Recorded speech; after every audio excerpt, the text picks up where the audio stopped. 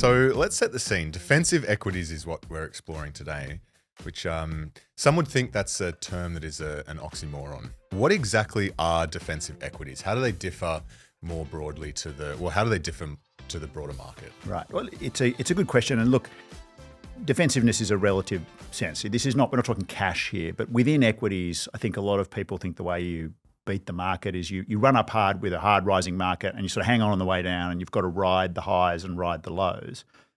Defensive equity sort of said, look, there's a subsegment of the market where you win on the downside, you go down less when the market goes down, that's where you generate your excess returns, and you try and keep in touch on the way up. It's not a free lunch, you don't beat both ways, but you beat it on the way down. So that's where defensive equities are. And it's just more of a steady profile, lower volatility.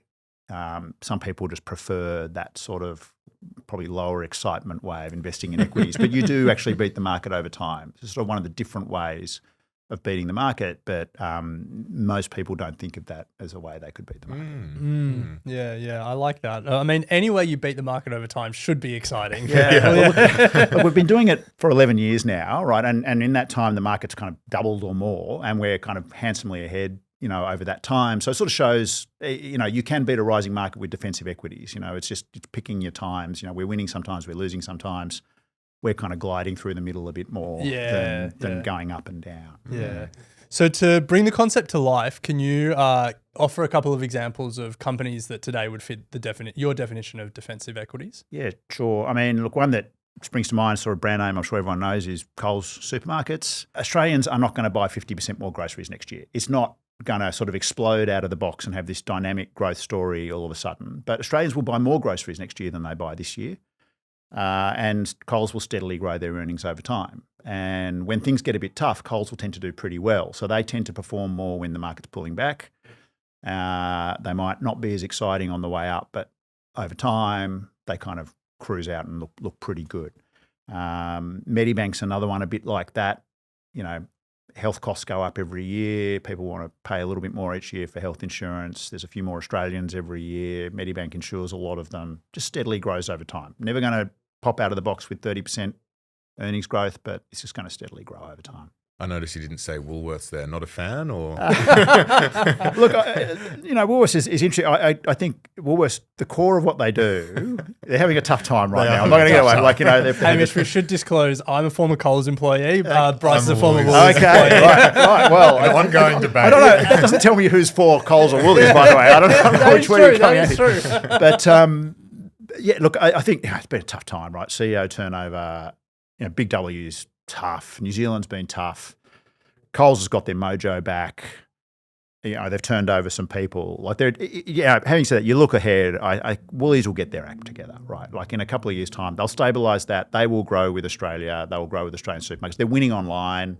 That matters a lot. That's where all the growth is in supermarkets. So Woolies looks a bit tough right now, but I think sort of zoom out and play it forward, Woolies will grow their earnings over the next couple of years for sure, probably for the foreseeable future, right? I mean, Metcash is kind of not doing online. Aldi's kind of out of online. Online's where the game is. They're doing very well there. Yeah.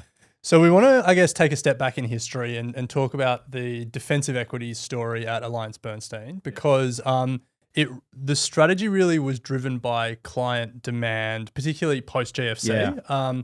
So can you tell us a bit about the history, what clients were asking for and how that led to the creation of the fund you run today? Yeah, sure thing. So if you sort of think back to the GFC, I mean, stocks halved, right? So 2008, 2009, and you can imagine the phone's ringing hot. People are, you're a financial planner or running a big super fund, people are ringing, what's going on? And the worst scenario that comes out of that is you sell at the bottom.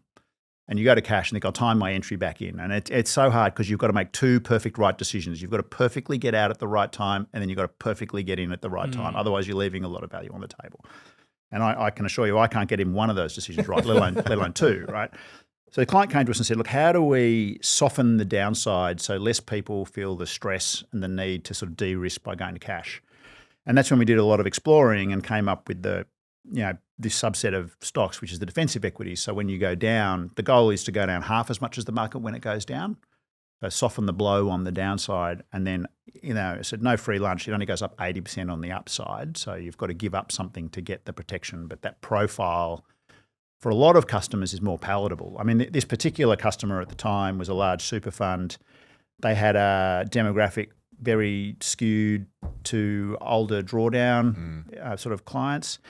And in particular for them, they just needed they needed the cash flow. They needed to not get out of equities and kind of, because if they don't have time to recover, if they get the decision wrong when you're 70 and get out into cash, Done. Yeah, you haven't got 10 years to grow back into it. You need to sort of get that right and de-risk. So that was the genesis. And interestingly, we just found it's not just for people who are older who want to sort of protect their, a lot of people just prefer, as I say, the lower excitement way of investing, right? Like you get to the same place, but possibly feel better about it along the way, depending on the profile of the customer and risk profile.